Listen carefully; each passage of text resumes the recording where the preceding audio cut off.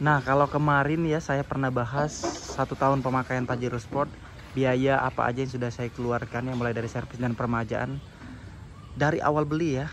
Nah, tapi kalau hari ini ya saya bahas 1 tahun lebih saya menggunakan Pajero Sport ini ya.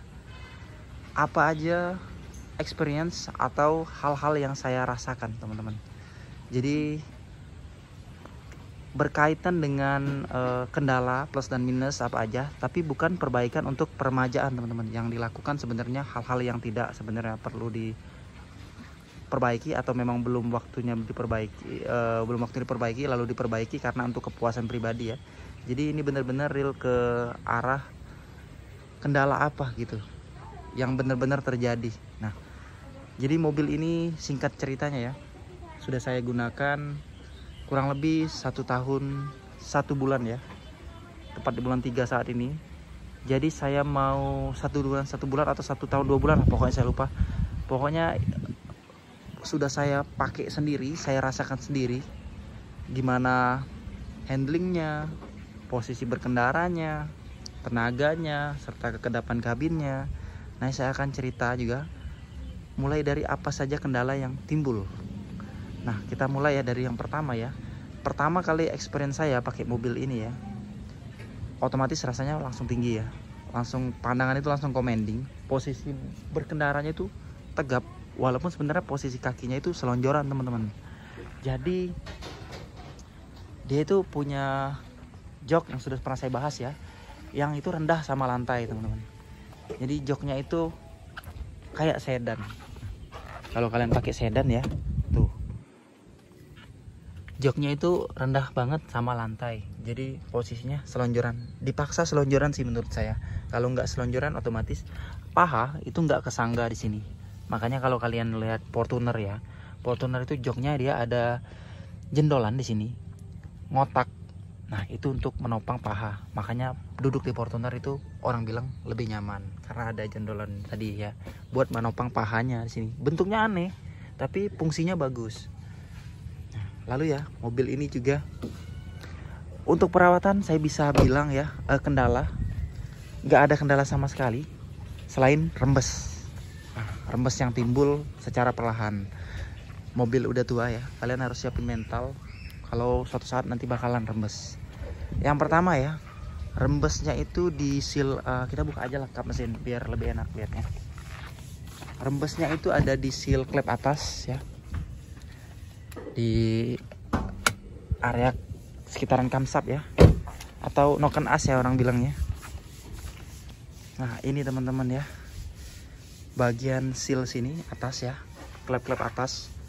Jadi kelihatan rembes ini nih sih ya, cover klep atas ya, cover klepnya ya, klep di atas kan. Nah, ini di sini kelihatan rembesnya itu di sini, teman-teman. Itu ya, yang saya tunjuk itu hitam semua. Rembes ya, karena memang mobil itu saat digas spontan atau dibejek ya, olinya itu kan bersirkulasi ya. Karena kalau klep atasnya bocor, klep atasnya kan ada di sini, di atas ini, di dalam ini ya, bocor, dia nyemprot oli.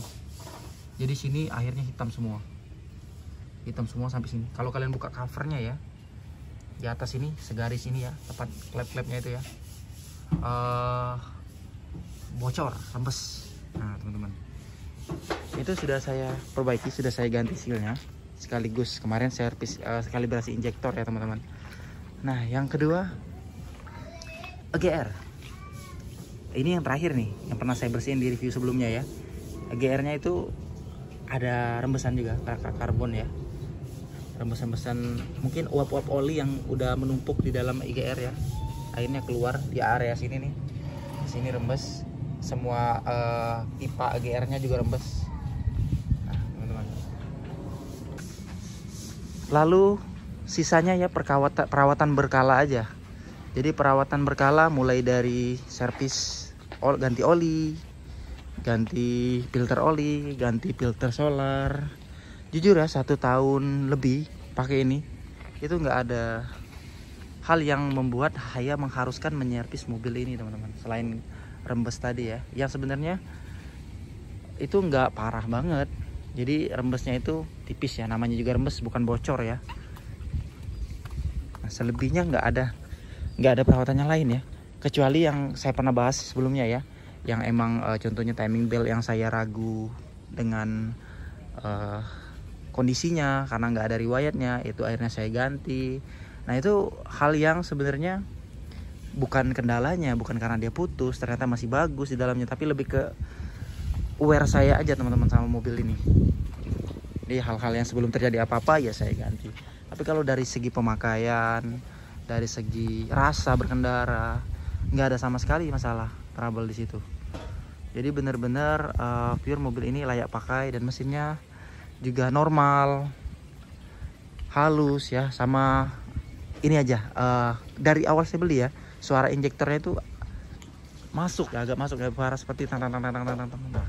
Itu katanya perlu dikalibrasi, tapi ternyata nggak sukses juga dikalibrasi. Ini saya mau coba ikutin saran mekanik selanjutnya ya, diisi Pertamina Dex dulu ya, sampai setengah atau full tank, terus dibawa mobil ya, digeber-geber lah. Katanya Pertamina Dex itu tajam ya, jadi bisa bersihin injektor yang mungkin yang ada sumbatan entah kotor apa ya. Sudah itu di learning buat kembaliin lagi setelan suara mesinnya ya. Nah itu mau saya ini. Selebihnya nggak ada teman-teman. Jadi karena memang mobilnya udah diinspeksi sama inspektor, sudah saya cek juga sebelumnya, saya lihat kondisinya oke. Ditambah double inspeksi lagi ya sama inspektor profesional. Jadi benar-benar mobilnya siap pakai. Nah, ketika pakai, saya mau jelaskan di sini bukan perawatan atau hal-hal yang minus yang saat beli itu diperbaiki ya, tapi pemakaian. Contohnya mogok, alhamdulillah nggak pernah. Yang kedua overheat, alhamdulillah nggak pernah. Terus juga ada trouble di mungkin sistem AC setelahnya ya, setelah saya pakai nggak ada sistem AC. Atau mungkin ini aja teman-teman. Jadi kaki-kaki teman-teman, saya baru ingat, kaki-kakinya ini sebenarnya ini hal yang memang sudah warisan dari yang pemilik sebelumnya. Ini karet boot ini tuh yang ada di Rextir itu ya, langsung di Long T Road ya. Nah tuh, itu udah diakalin pakai kawat. Lalu saya ganti dengan yang karet boot yang murah, yang 50 ribuan, yang KW lah. Ternyata pakai 1,5 bulan itu sobek lagi teman-teman. Akhirnya saya ganti yang copotan aja lah, pikir yang ori bekas. Kebetulan ada ya di tempat bengkel kaki itu yang copotan. Jadi akhirnya saya ganti yang itu, dan ternyata awet lama. Jadi daripada beli baru yang KW, mending yang orisinil tapi copotan ya, kalau punya itu.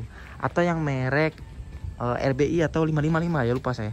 Untuk karet-karet itu yang bagus ya, harganya 150 ribu, yang kondisinya karetnya lumayan bagus ya. Karet itu memang punya kualitas ya. Nah selanjutnya nggak ada trouble atau hal-hal yang berarti lagi teman-teman. Jadi mobil bener-bener nggak mungkin gini ya, saya analogikan, misal kalian beli mobil-mobil yang lagi ramai sekarang ya, ada mobil-mobil merek-merek dari negara-negara tertentu yang mobilnya itu dari baru pun banyak masalah ketika dipakai, entah kelistrikannya, entah sensor-sensornya yang bermasalah. Kalau ini nggak ada sensor sama sekali, nggak ada masalah, lampu-lampu aman, dalam artian ya, bukan bola lampunya ya, kabel-kabelnya, jaringan-jaringannya. Nah kalau bola lampu saya pernah ganti bola rem ya, lampu rem yang udah mati, itu bolanya aja yang murah banget lah, 15 ribu. Terus sensor-sensor ABS-nya aman, nggak ada masalah, mesinnya nggak overheat, sama AC-nya juga nggak ada yang rusak setelahnya setelah saya pakai. Nggak ada kendala yang AC-nya tiba-tiba dingin nggak dingin misal gitu. Terus juga speedometernya aman, nggak error. Lalu tombol-tombol berfungsi normal, gas berfungsi normal, suara mesin normal. Berkendara pun nggak, sama aja seperti awal ya, khasnya Pajero gitu, layaknya mobil inilah ya.